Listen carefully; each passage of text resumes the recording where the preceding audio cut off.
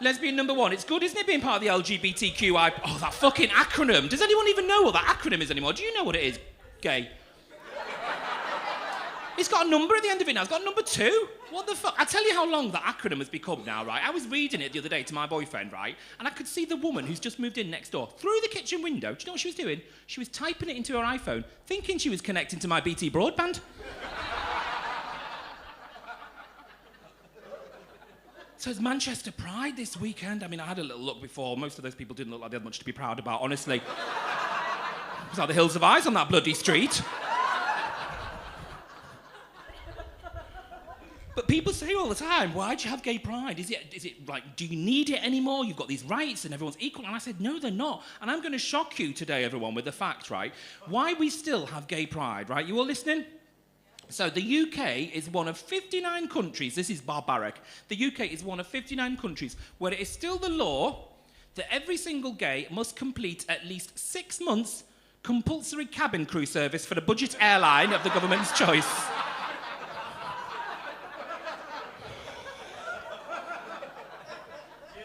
Have you done yours yet? It's terrible, that, isn't it? I got sacked from mine as well, do you know what I mean? Cut short, I got sacked. Something very small that got blown out of all proportion, to be honest with you. Something to do with leaving a door open.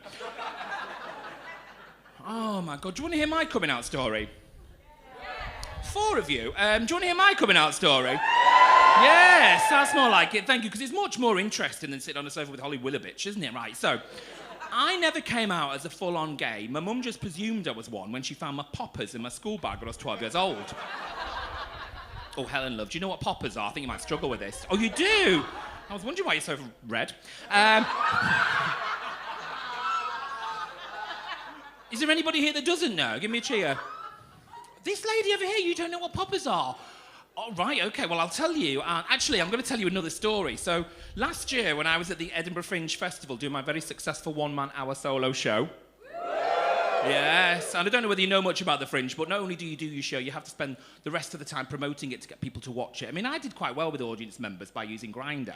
I mean, it was verging on prostitution, if anything, but it was fine.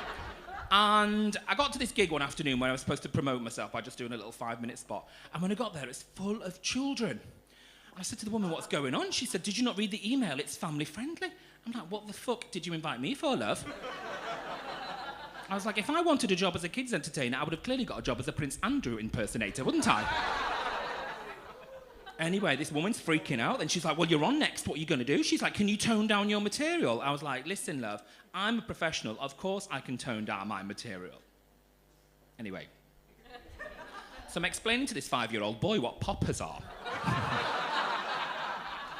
And I'll explain it to this sheltered lady over there the same way. OK, so poppers is a little liquid that dirty gays have to sniff quite vigorously. Is that right, yeah? To get your nose right in there, don't you, mate? You get your nose right in there, you sniff it, love, and then it gives you a bit of a head rush and a high, but ultimately it will relax the anal hole, ready for penetration. You're welcome, thank you. Do you know what I mean? Fucking ungrateful. I mean, you're very lucky, actually, most of you not to be gays, because that's a fucking faff, isn't it? Can you imagine going through that procedure every time you wanted him to treat you, eh? You are together, aren't you? Yeah. Oh, that was great. She looks scared.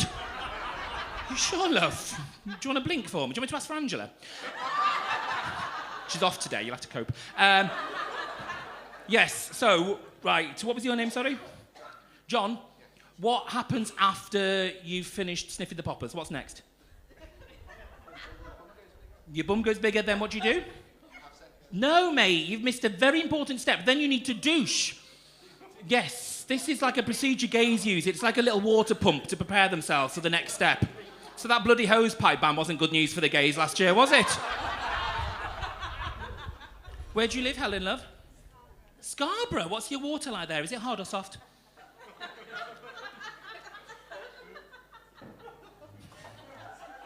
Helen, quick sticks, please. We're all waiting. It's hard. Stop douching then, please. Honestly, stop douching. It's not good for you. It's the same where I live. The water is so hard. I mean, it says it all, doesn't it, when you have to descale your own anal hole more than the kettle.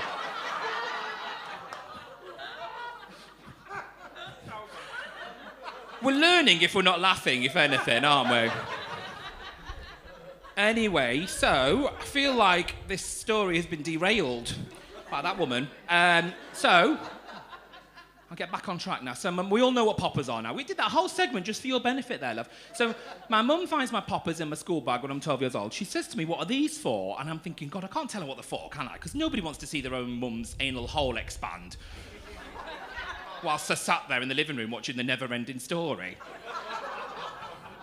So I casually said to my mum, oh, you know, they're just for cleaning CDs with.